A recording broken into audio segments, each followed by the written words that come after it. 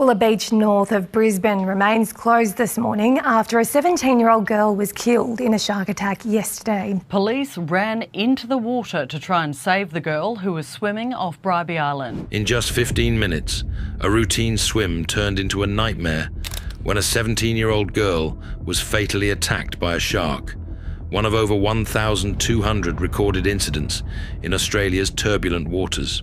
On what should have been an ordinary Monday afternoon, a tragedy unfolded that would send shockwaves through the local community and reignite debates over ocean safety measures.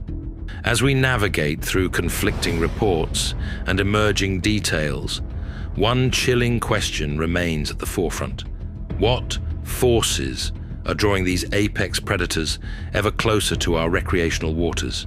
And how can we hope to safeguard our loved ones when nature turns deadly? It was a day much like any other at Warren Beach. The gentle lapping of the tide and the laughter of families enjoying the coastal beauty belied the dark secret lurking beneath the turquoise surface. At approximately 16:45 local time, the unthinkable happened. The Queensland Ambulance Service reported receiving frantic calls about a serious shark bite incident that had occurred nearly 100 meters from shore. In a matter of minutes, a 17-year-old girl, whose life was filled with dreams of endless summers and carefree days by the ocean, found herself entangled in a deadly dance with a predator she had never imagined facing. Eyewitnesses recall the sudden, almost surreal moment when the water, usually a source of solace, erupted in chaos. Basically, the two police officers sprinted straight into the water. It was only up to about knee-deep water. It was very confronting. As a nurse, I basically went down to try and help, but she was already gone. There was no helping. It was very sad. For decades, Australia's east coast has been a paradoxical blend of natural beauty and hidden menace. The waters off Warren Beach are no exception. Here, a delicate balance exists between human enjoyment and the stark realities of a marine ecosystem where predators rule. Drumlines, installed to protect beachgoers by catching sharks that stray too near, have been credited with reducing fatalities over the years. Yet, as recent events demonstrate, these measures are not foolproof. The victim, whose identity the media confirmed as a 17-year-old girl, suffered life-threatening injuries to her upper body, a brutal reminder that even the best-laid precautions may sometimes fail when the unpredictable forces of nature come into play.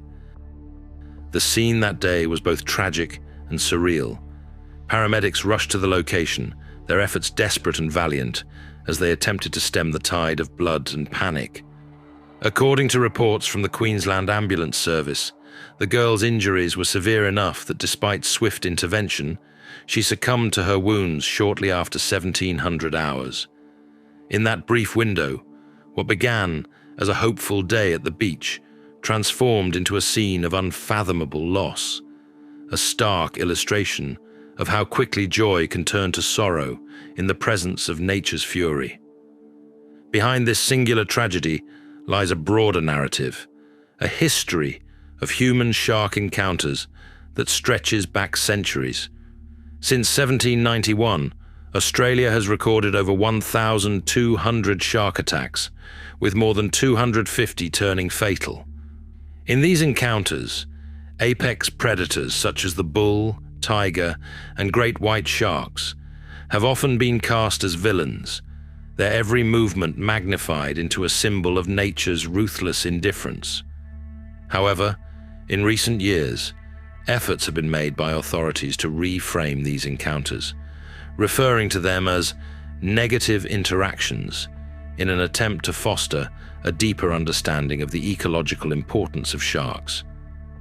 Despite these well-intentioned shifts in perspective, the visceral terror of a fatal attack remains all too real for those who find themselves caught in the crossfire of evolutionary instincts and human vulnerability. The fatal attack at Warren Beach marks only the latest entry in this long list of incidents. It follows closely on the heels of another fatality earlier this year, when surfer Lance Appleby lost his life off the coast of South Australia on January 2nd. Moreover, this incident is not isolated. It is part of a pattern that has seen a disturbing increase in close encounters and attacks in regions once thought to be relatively safe. The last fatal attack in the Greater Brisbane area had been recorded back in 2006, when 21-year-old Sarah Wiley was fatally bitten while enjoying the water with friends. That nearly two-decade lull only deepened the shock of Monday's event, a stark reminder that the threat, though statistically rare, is never truly absent. As investigators and experts piece together the details of the incident, one key question continues to surface. What exactly is drawing sharks so perilously close to the shore? Several factors may be at play. For one, the waters around Bribie Island are renowned not only for their recreational appeal, but also for their ecological complexity. Ocean currents in the region create a confluence of warm and cool waters, a natural vortex that attracts a diverse range of marine life.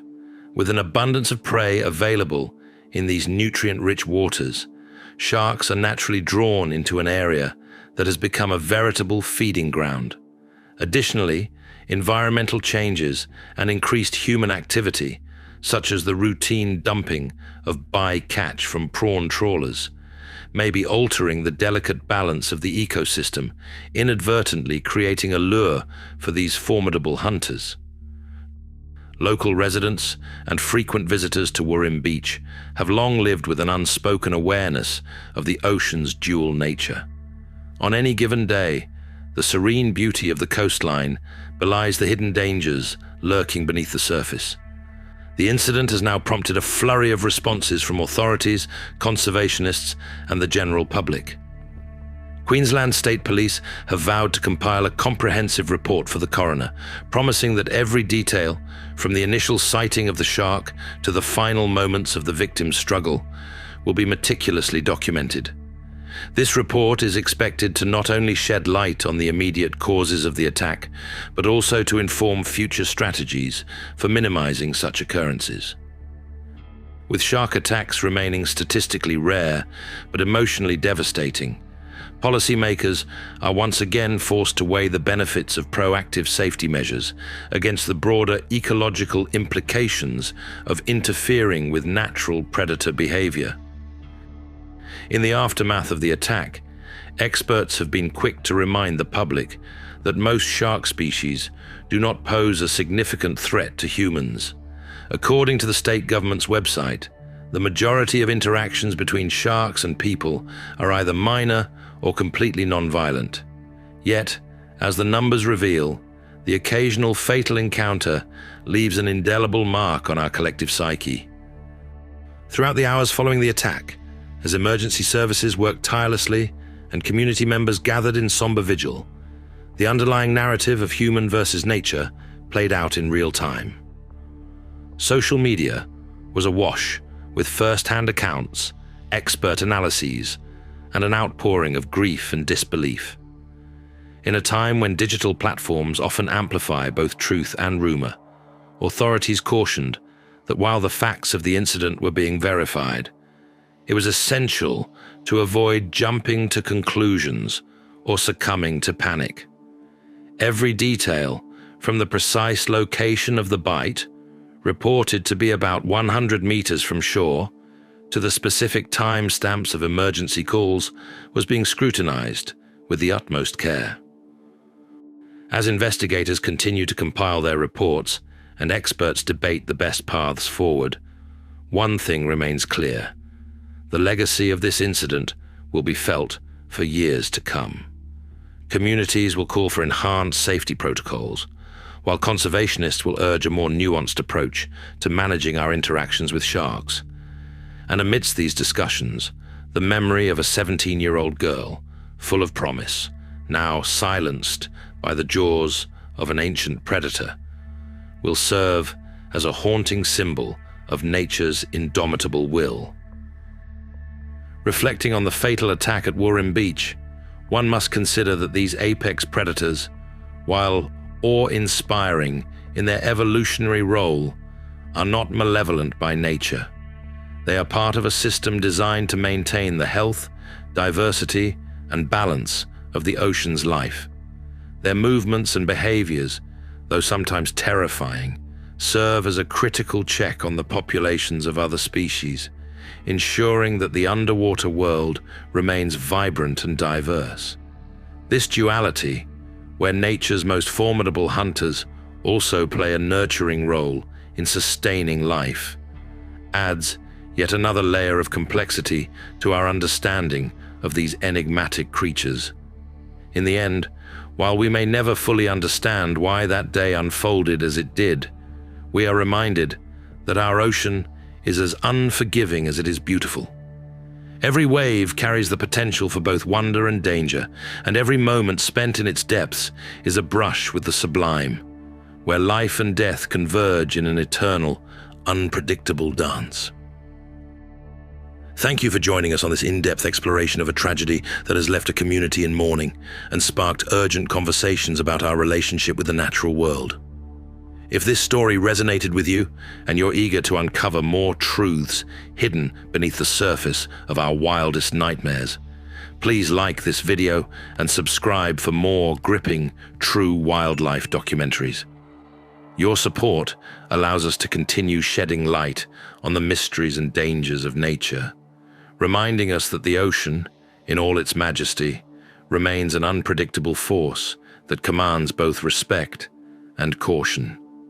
Stay vigilant, stay curious, and join us again as we navigate the blurred lines between beauty and brutality in our ever-changing natural world.